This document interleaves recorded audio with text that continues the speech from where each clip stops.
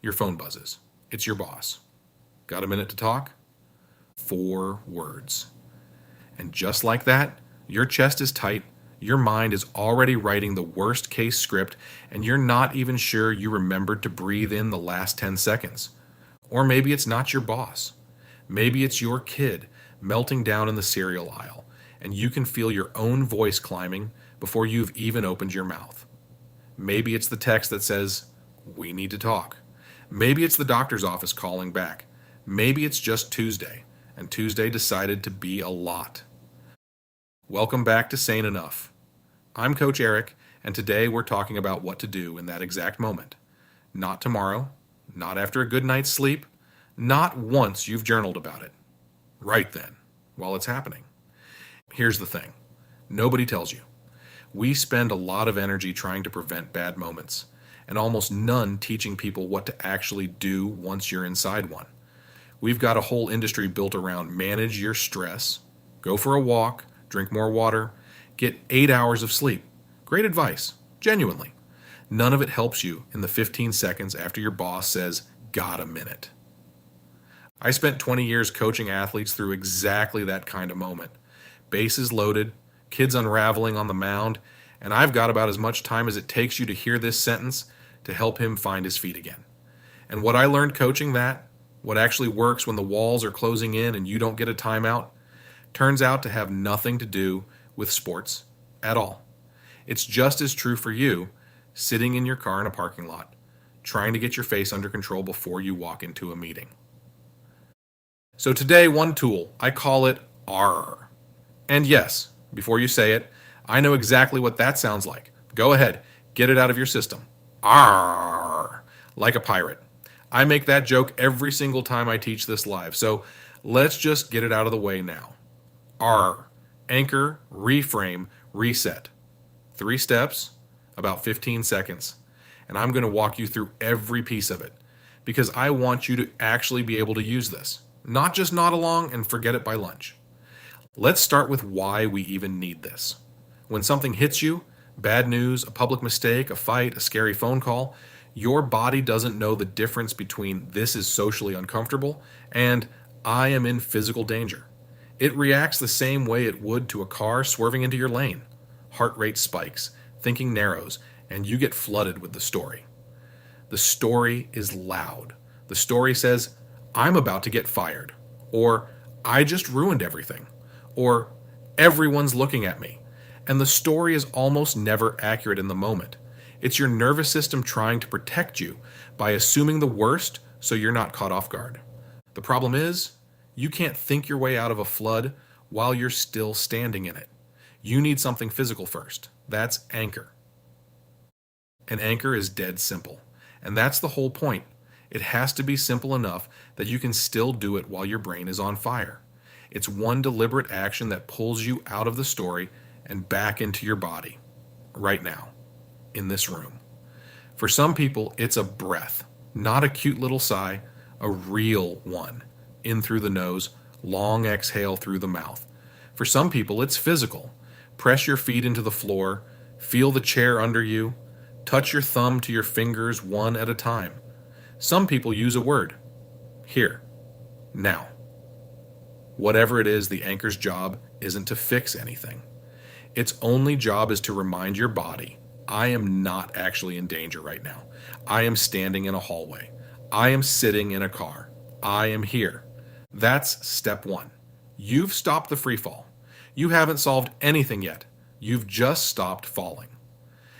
Step 2 is reframe. And this is the one people get wrong the most because they think reframing means think positive or look on the bright side. It's not that. Nobody needs to hear everything happens for a reason 30 seconds after bad news. And frankly, if someone tells you that, you have my permission to walk away. Reframing isn't about pretending the moment is good. It's about swapping the story that's playing, the one about the past, the one you can't control anymore, for a question about what's next, which you can control. Instead of, "I just made a fool of myself in that meeting," the reframe is, "Okay, what's the next sentence I say?" Instead of, This fight means we're done. The reframe is, what's one true thing I can say right now? You're not rewriting history.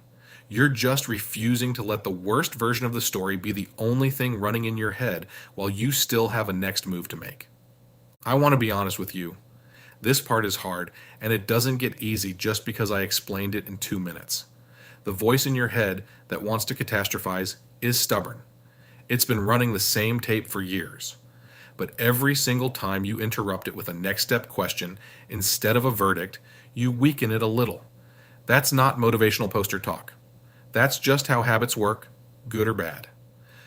And that brings us to the third piece, which is the one almost everybody skips, and it's the one that actually matters most. Reset. Here's what I mean.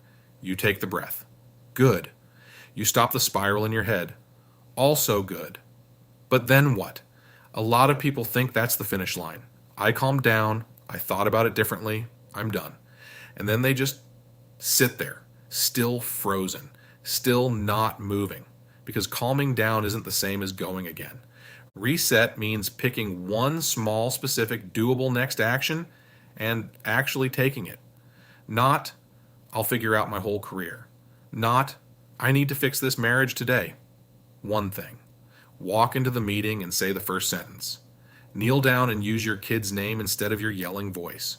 Send the one-line text instead of the paragraph you're tempted to write at 11 at night. Small enough that you genuinely cannot fail at it. That's the whole trick. You're not trying to solve the entire problem in 15 seconds. You're trying to take the next single step so you're moving instead of stuck. Let me tell you about a kid I coached. I'll call him Andy.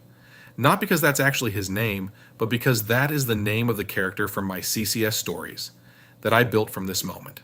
Andy was a pitcher, undersized, tough as nails, and the kind of kid who felt every bit of tension in the ballpark like it was his own.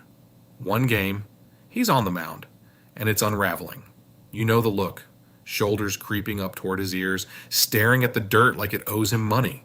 Every coach has seen that exact posture, and it never means, I've got this. I asked the ump for time and walked out to the mound. And here's the thing, I didn't start with mechanics. I didn't say, keep your elbow up or trust your slider. I cracked a joke. I popped my sunglasses up on my hat, looked him eye to eye, and said, it's okay to suck. I know that sounds harsh, but what I really told him is, he is allowed to have a bad outing. Just let the tension break for a second, made eye contact, one human to another. That was his anchor. Not a breathing technique, just a moment where his body remembered it was safe. Then I gave him the reframe. All I need from you is 2 more batters. Not save the game.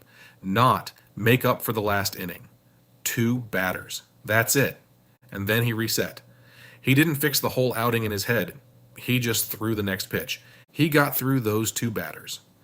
I genuinely don't remember if his team came back and won that game. Doesn't matter.